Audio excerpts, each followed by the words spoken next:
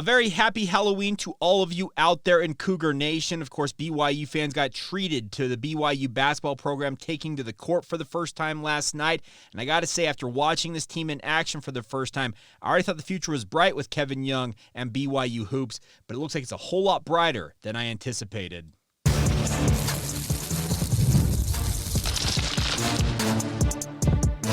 You are Locked On Cougars, your daily podcast on the BYU Cougars, part of the Locked On Podcast Network, your team every day. What's up, everybody? I'm Jake Hatch, your host here on Locked On Cougars, resident BYU insider. Thank you for making Locked On Cougars your first view and or listen of the day. And, of course, a big thank you to all of you we like to call everydayers right here on your original daily podcast focused on the BYU Cougars. Today's show is brought to you by our friends over at FanDuel. You can get a big return on FanDuel right now. New customers, place a $5 bet, and if it wins, you get $150 in bonus bets with your first $5 bet. Think about that. It's an incredible return on a minuscule bet. Visit FanDuel.com to get started today. I was out at the Marriott Center last night with multiple thousands of you, obviously taking in the BYU men's basketball program's lone open scrimmage of the season. They will be opening the season next Tuesday night. Looking forward to that, obviously, because that means the actual formal start of the college basketball season for BYU. But watching this BYU team in action for the first time, I got to say, really impressed with what Kevin Young has done to build this roster out. And I acknowledge the fact they're playing a completely overmatched Colorado Christian team, and I think it's an NAIA school they brought in, and they absolutely demolished them. 93-49 was the final, and quite frankly, it wasn't even that close. Had BYU decided in the second half they really wanted to clamp down, they could have absolutely kept Colorado Christian, it felt like, maybe under 30 points. They had 12 points at halftime as an example of that. But more importantly, folks, if you didn't have stock that you purchased months ago in Egor Demin or Kanon Catchings, you better get some or boost it right away. Get more of it if you can. Those two look absolutely legitimate, and I'm going to say it right now. I believe those will be if not the two best players on BYU's roster this season. Now, that's easy to say considering both of them are considered to be first-round draft pick material next year when it comes to the NBA. So, if they're truly one-and-doners, they should be exceptional talents. They should be among the, if not the best, on the roster for the BYU basketball program. But watching them finally take the court, I am seeing exactly what NBA scouts, talent evaluators, analysts, whatever you want to gauge it with, I see what all of them have been talking about. Kanon Catchings has got incredible mechanics and an ability to elevate and shoot a very pure jump shot. And he showed that from three-point range, showed it from the mid-range, also showed the ability to get to the rim and dunk it. He's a skinny kid, but his 6'9" frame, he utilizes it to his advantage. Same thing with Egor Demin. He didn't score in this game. Actually, funny enough, he was 0-3 from the field, but he had 11 assists. The very first play of the game, he lobbed one up to Kanon Catchings, who absolutely hammered at home. It was a thrilling play to open up play in that game. He later had one similar play design to Keba Keita. And watching those two operate, their ability to defend on the wing with their frames, just long, wiry athletes, BYU's got some tools to work with. And it may not be revolutionary news to you, but I was just looking forward finally after months. We've been talking for months about Kevin Young and what he was going to offer to the BYU basketball program, how he might operate with his team, what the rotation might be. I think there's still a lot of questions on multiple fronts with regards to rotations, how the ultimate offense will be utilized, because we did not see Fousseyni Traore, Dallin Hall, or Trey Stewart in this game. As Coach Young said post-game that both Traore and Hall were more precautionary in terms of them being held out of this game. I would fully anticipate, based on what I have heard, that both of them, and based on the comments from Kevin Young as well, the BYU will have those two available come Tuesday when the season opener takes place. Whereas Trey Stewart, according to Coach Young, is a little longer in terms of like his ability to get back on the court. He is reportedly dealing with a knee injury that he's rehabbing, but BYU is going to have a lot of talent. There's just absolutely no doubt about it. I mentioned Egor Demin. I also mentioned Kanon Catchings. That doesn't even talk about what Keita offered. He blocked a shot that legitimately sailed over, and most of you who've been to the Marriott Center know that Danny Ainge sits down kind of on the far end of the tables behind the team benches, behind the opposing bench. That ball sailed right over his head on into like the second or third row of the crowd. He blocked it that forcefully and lobbed it all the way across the court into the stands. Just phenomenal stuff. He is an incredible athlete, speaking of Keita, and quite frankly, I'm ecstatic that BYU has him on their end. On their side, I guess, is probably the better term to use. And his ability as just a premier athlete, he's not the tallest guy in the world. They list him at 6'8". That's what they announced him as he came in as a starter for BYU in this game.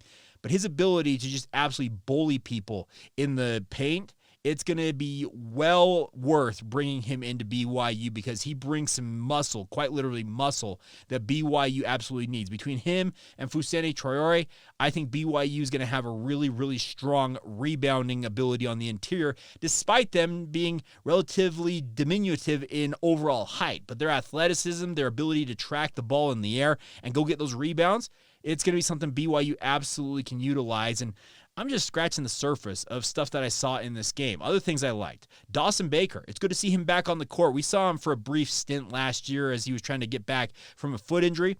One thing that is clearly evident with that kid, he's not a kid. He's like more of a full-grown man at this point in his career. I think he's close to 24 now in terms of his age. And the ability to create one shot, it's an important skill to have. You have to have guys that can go generate a bucket or find a way to score points for you in critical circumstances. And what I saw from Dawson Baker is that very thing. Now, a guy like Egor Demin will be adept at setting his guys up because when you have 11 assists and absolutely just thrilled with your ability to distribute the basketball, guys like a Dawson Baker, like a Trevin Nell, you can go down the list of the different athletes BYU has on this roster. They're all going to benefit from playing off one another, but there are going to be critical circumstances. Maybe foul trouble has got guys like Dallin Hall and Egor Demin glued to the bench at some point in a game, and you simply just have to get a bucket. I would throw the ball into Dawson Baker and said, go to work. He is a crafty player out there, and I really liked what I saw from him against Colorado Christian. And the final guy I wanted to talk about is Richie Saunders. Richie Saunders is a bona fide glue guy, sixth man extraordinaire who is absolutely capable of contributing in a myriad of ways to simply play winning basketball. And that's exactly what he said after the game. I asked him the question because early on in this one against Colorado Christian, he was hunting for opportunities to score. He was finding his space, creating shots for himself, working in the offense to set himself up. And I was really impressed with him going after that because he's been a pretty selfless dude his entire collegiate career. And I'm proud that he's looking for more of an assertive role with this BYU program. But he said post-game, yeah, it was working for me for a spell there, but I just simply want to play winning basketball. And that, I think, sums up exactly what Richie Saunders is. I said it last week on the podcast after reacting to their secret scrimmage results against Boise State that his scoring prowess, if he can boost that to where he's maybe a guy who's capable of scoring double-digit points for you on any given night, that adds a scoring punch that not many teams can have from a glue guy of his caliber.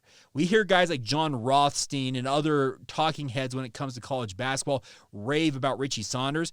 What I saw from Richie is it's an upgrade. He continues to do incredible things with, obviously, his defense, his rebounding, his overall tenacity on the court, but an improved scoring punch and the ability to go and make shots in critical moments, that could absolutely change the whole dynamic for BYU with him on the court because he becomes a true dual threat in that regard, I guess triple threat in a way, to use the correct basketball terminology, and he absolutely showed out in this game. So take it all with a grain of salt if you want to, because once again, it was an exhibition game.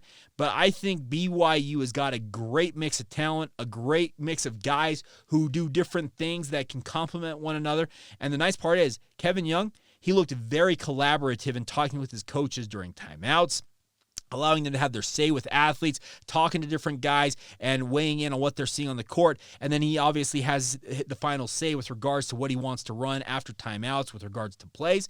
He's running this thing essentially as an NBA team. And I think that's going to benefit if you're a guy like Egor Demin or Kanon Catchings, who potentially could be here for 7-8 months and then jump to the NBA. Well, you're going to have a head start in knowing how NBA coaches operate, because that's how Kevin Young appears to be operating this. Once again, they come off for a timeout. The assistant coaches sit down first while Kevin Young kind of collaborates and talks with the other coaches who aren't in that huddle initially. They get their piece said, speaking of the assistant coaches who are up there first, and then Kevin Young walks in and says, okay, guys, here's what we're going to do out of this timeout. It's a really, really, I think, fun process to watch this team operate, and I can't wait to see it get going for real coming up on Tuesday when the Cougars take the court in the Marriott Center once again. And it's going to be a home-heavy slate early on in the non-conference season, as you all are well aware. BYU now in the Big 12. Their first 13, 14 games of a season, I would venture to say going forward, BYU will play at minimum 10 of them at home, and most likely, more like there's this year, I think there's 2 neutral site games. There's 3 neutral site games based on their mid-tournament event, and also taking on Wyoming at the Delta Center. But it's going to be a home-heavy slate and a great opportunity to get out and watch the Cougars, get a feel for what this team is like, and then, once again, when they get into Big 12 play, how rugged they can be against maybe the most difficult schedule they have quite literally ever played in program history. All right, coming up here in just a minute, we need to talk about a new addition to the BYU basketball program. He's a top 150 recruit, and I'm not going to lie, in any given a BYU recruiting cycle, this kid would be an absolute home run get, and he is still a fantastic get, but he is adding to a class that could just go absolutely nuclear if other guys join him in this recruiting class. Let's talk about the first domino to fall in the 2026 cycle for BYU basketball and recruiting, and we'll get to that next, right here on Locked On Cougars. Today's show is brought to you by our friends over at FanDuel. Now, FanDuel's here for you guys to have some fun this NFL season. They say, as they like to say, they are America's #1 sportsbook. They want you to get ready to tackle all the NFL action this season, because right now, new customers can bet $5 and get $150 in bonus bets if you win with that $5 bet. FanDuel's sportsbook app gives you everything you need in one place to place your bets on the NFL. And the best part is when you get the hunt in the middle of a game, you can check out the latest stats, view live play-by-play, and so much more on the very same page where you're placing your bets, so you never miss a thing. If you feel like, I need to make a caveat or change here, you'll see it right away. And the best part is all you do is visit FanDuel.com to join today. You'll get started with $150 in bonus bets once again if your first $5 bet wins. It's as simple as that. That's FanDuel.com to get started today. Take advantage of it. Never waste a hunch and make every moment more with FanDuel, an official sportsbook partner of the NFL. Thank you once again for making Locked On Cougars your first view and or listen of the day. Hope you all are doing well out there. The BYU basketball program got even better news yesterday despite the win, but earlier on in the day yesterday, BYU added a new commitment in the 2026 recruiting cycle. Now, Chamberlain Burgess is a local prospect, played at Lone Peak High School, and then has transferred since to Orem High School, where he will play his senior season of basketball this upcoming fall and winter.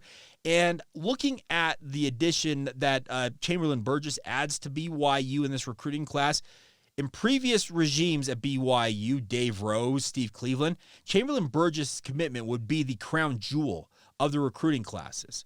But the crazy thing is, he could be just, like I said, the first domino to fall here for BYU in the 2026 cycle.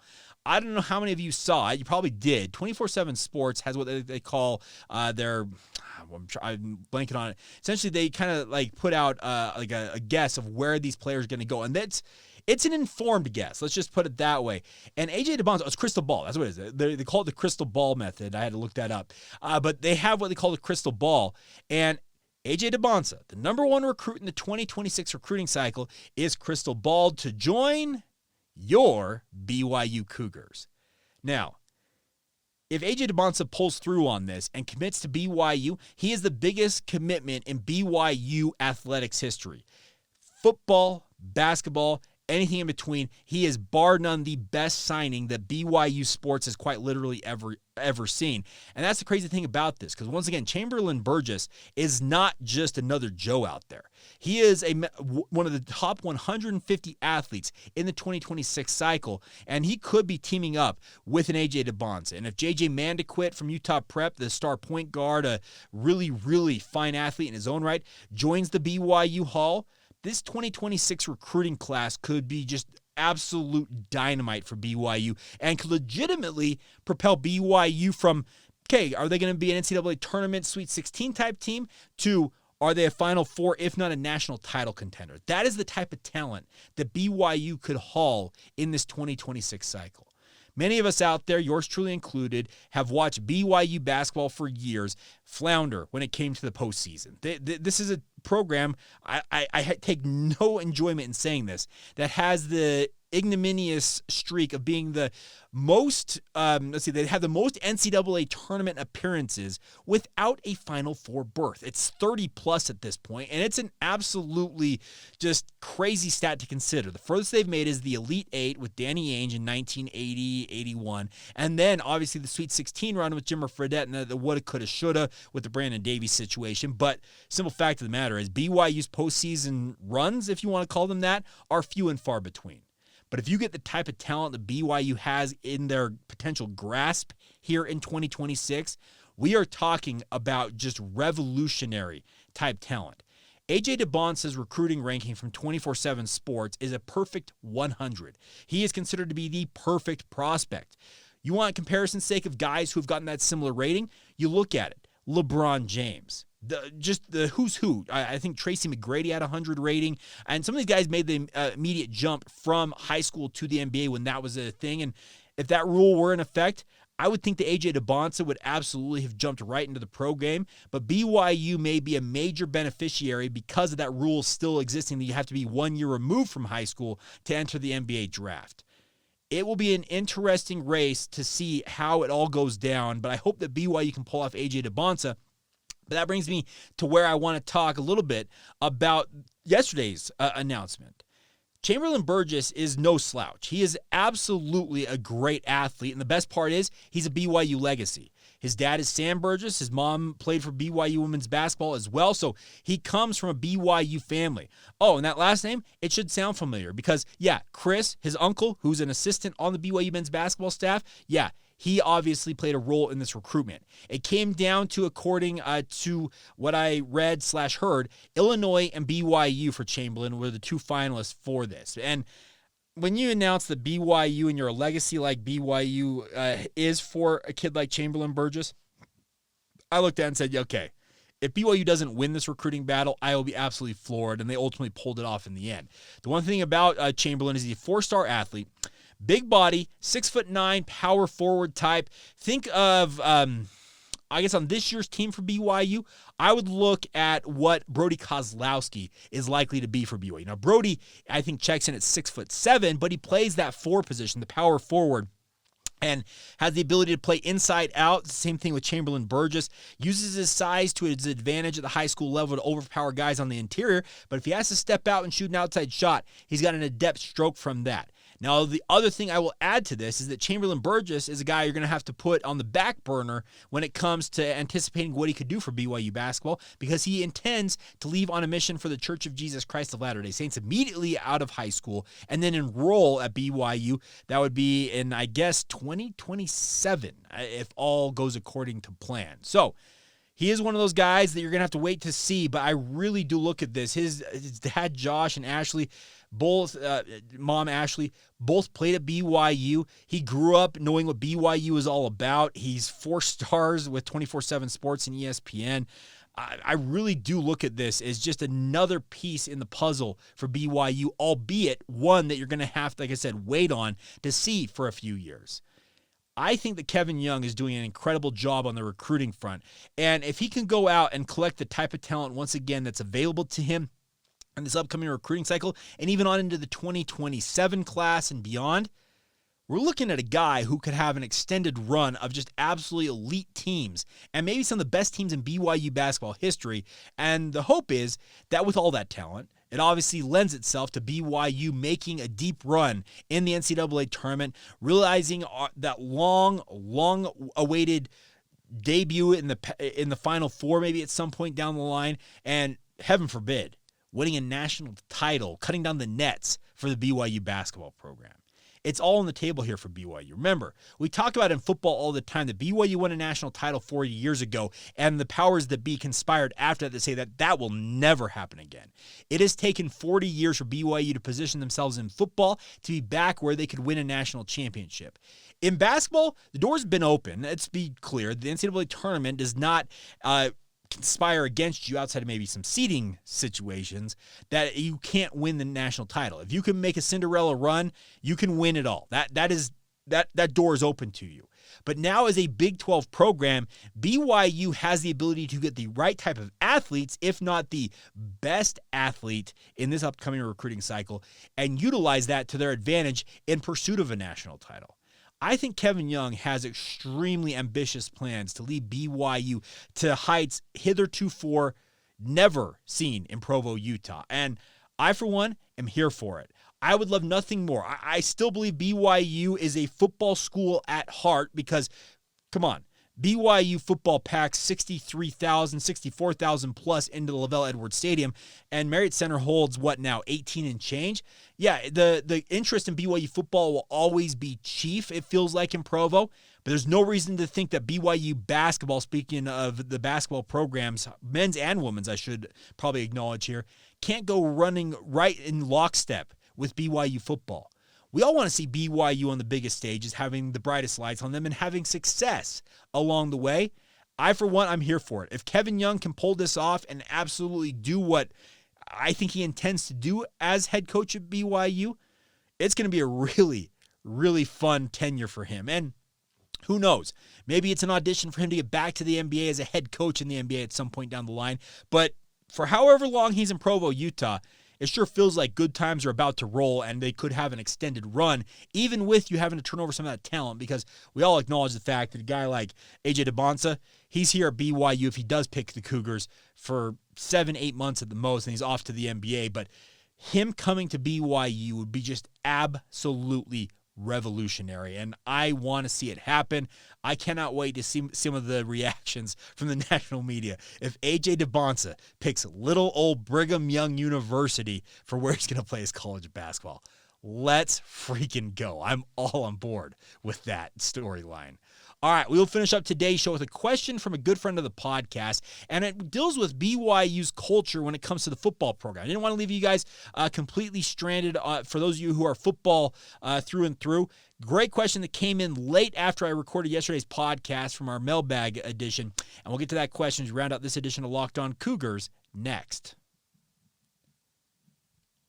Today's show is brought to you by our friends over at 5 Hour Energy. Our friends at 5 Hour Energy know that a passionate football fan, it's not just a hobby for you, it's a way of life, and it takes a lot of energy to power through all the tailgates, touchdown celebrations, and an agonizing second overtime if it comes to it. That is why they have created Stan the Fan 5 Hour Energy Shot with a special flavor called Fan Fuel, the energy shot made just for super fans like you. The fans who are first in the parking lot or who are the last to leave, we see you, and they want to take care of you guys. The best part is they can take care of you when it comes to the biggest moments and the biggest games. Of course, you know what gave me a bit of BYU's fan fuel this past week? Quite honestly, it's that fake field goal from Will Ferrin. What a fantastic play, and Sam Vanderhaar deserves an absolute award in his own right for having the gall to snap it between his legs to Ferrin. But the best part is you can have fun along the way. With 5 Hour Energy, knows what no matter what team you root for, like the Cougars, being a fan requires heart, soul, and a whole lot of energy. Whether you're prepping for the big tailgate or ironing your jersey out, your game day to-do list is always a mile long. And that's why the limited edition Stan the Fan 5 Hour Energy Shot is here for you guys to keep you fueled throughout the season. What's your fan fuel this week? Whatever it is, do it with a 5 Hour Energy, and available now at 5hourenergy.com, and it's obviously shipped nationwide. Once again, go to 5hourenergy.com.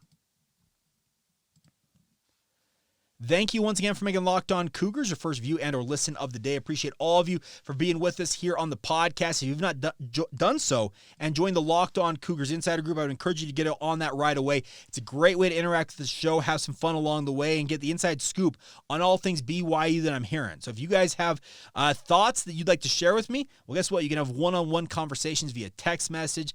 I'm sending updates of what I'm seeing / hearing about all things BYU sports. Join us today. Should be a really, really fun way to interact with the show and also support the show at the same time. Hyperlinks are in the show notes, whether you're watching and or listening to this. You get a 14-day free trial before you're charged to anything. It's just $5 a month afterwards. So join us today. Locked On Cougars Insider Group, a whole lot of fun. All right.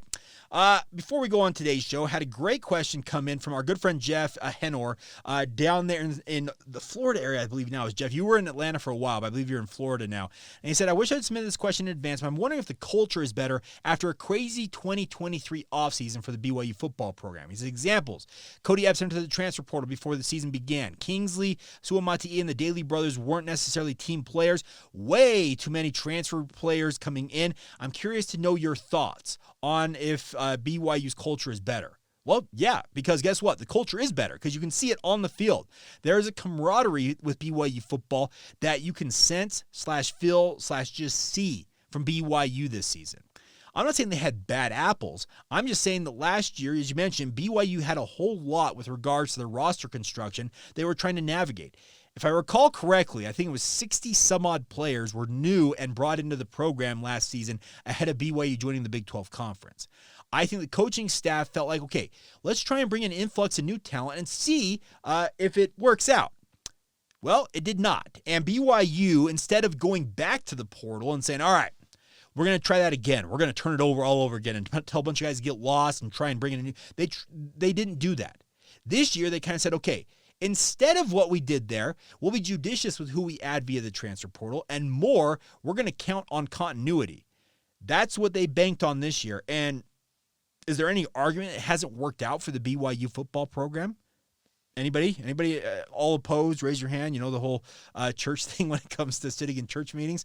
But the thing about this is BYU football knows what it is as a program. Kalani talks about it all the time. He talks about it being a program. It just simply has to stand for more than just football. Yes, NIL is a part of BYU football, and it will be forever going forward here. Because guess what? NIL is going to be part of it. There's going to be actual revenue sharing from BYU itself to its athletes. The dynamics of college football are going to change. They have fundamentally changed in the last couple of years. There's zero doubt about that. But they're going to change even further.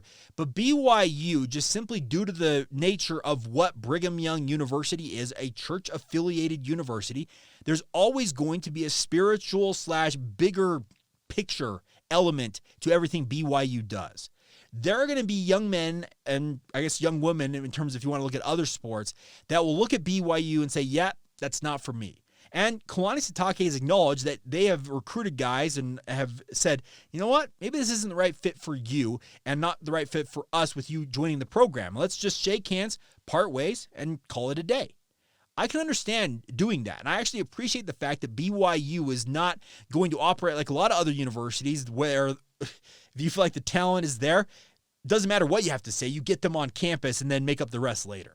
It happens way too often across the country with a lot of universities. They will say and do anything within their power to get you on campus, even if they have zero intention on following through with those quote-unquote promises they made to you. I'm speaking generally in terms of a lot of these programs out there. The way BYU operates, Kalani is not going to go out there and blow smoke up a guy's you-know-what to make them think, oh, BYU's... No. He will tell them exactly what BYU requires of its athletes. You have to abide by the honor code. You have to abide by the fact that we are a school that values academics, and you have to stay ahead of your schoolwork and stay on top of it. That's just non-negotiables. Like, you just cannot do that. The other thing about it is, it's a faith-based institution. You will take religion classes. You will interact with a lot. If you're not a member of the Church of Jesus Christ of Latter-day Saints, you'll be interacting with a student body that is, I think, is it 98, if not 99% LDS or members of the predominant faith at the university? Yeah, it can be isolating. But the thing about it is, if you look at the dynamic of the BYU roster right now and the makeup in terms of what they have brought in, they're doing a great job of having, I think, what I would consider a very diverse roster. Connor Pay talked not too long ago about a guy like Maury Bamba. I had no idea Maury Bamba was Muslim, and he prays in team meetings in Arabic. That's absolutely incredible to me. Jake Retzloff was on Jim Rome earlier this week talking about the fact that he absolutely loves being in Provo, Utah, despite being one of just 3 members of the Jewish faith on the entire campus. He says, it's a place I can thrive. I've been encouraged to live my faith openly. this is a really cool thing that BYU has that stands out quite literally from every other university out there. And I'm even including other church-affiliated universities. No offense to Baylor, TCU, and the like. But BYU lives what it preaches. And you may want to quibble with that a little bit. Great. You can quibble with it if you want. You can downright argue with me about it. But Kalani has got the right motivation with what he's trying to do with BYU. It's got to stand for more than just a football program that's out there to win games on any given Saturday. Yes, we all, speaking collectively, me as your host talking about BYU, you consuming this. And by the way, met like 6 or 7 of you last night at the BYU basketball game, stopping me in the middle of the hall. A couple of you came over to Media Row to say hi. Colby, Jake, I can't even remember. So many people. The fact that you guys stopped me to say hello and thank you for the podcast means the world to me. And that kind of is a dichotomy of what this BYU thing is. It pulls in a lot of people into what I like to consider like this big tent of what BYU fandom is. And it goes to the BYU football program as well. They're part of it. That's who we all coalesce around to root on and obviously, in my case, analyze and break down and talk about.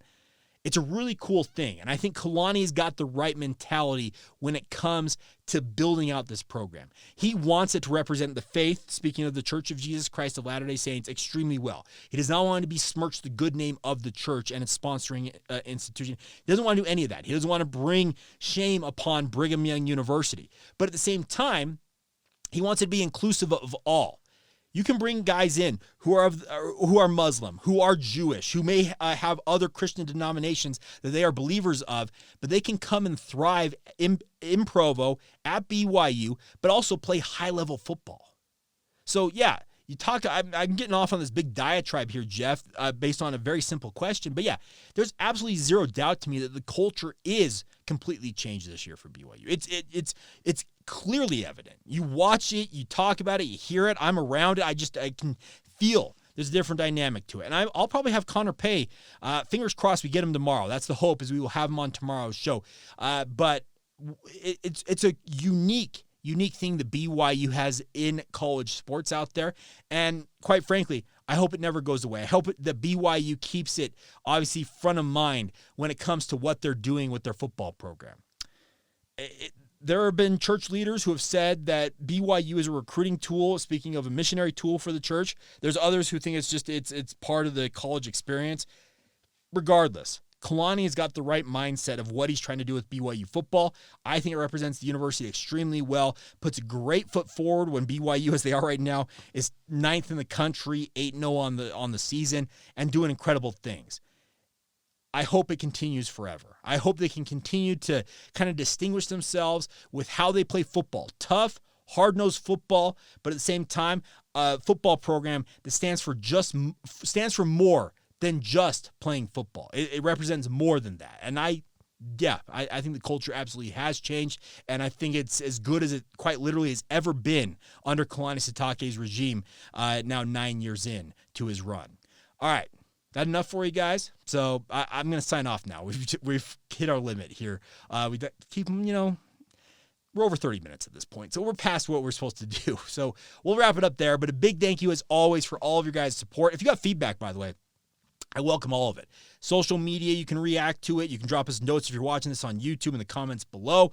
You want to email the show, lockedonbyu@gmail.com. Despite what some of you say, I do see all those emails. So if you want to weigh in via email, feel free to reach out any time. And happy to chat with you guys and obviously our Locked On Cougars Insider Group. All you got to do is text me and let me know what you think. But as always, thank you for making Locked On Cougars your first view and or listen of the day. And as always, thank you for being everydayers with us right here on the Locked On Cougars podcast.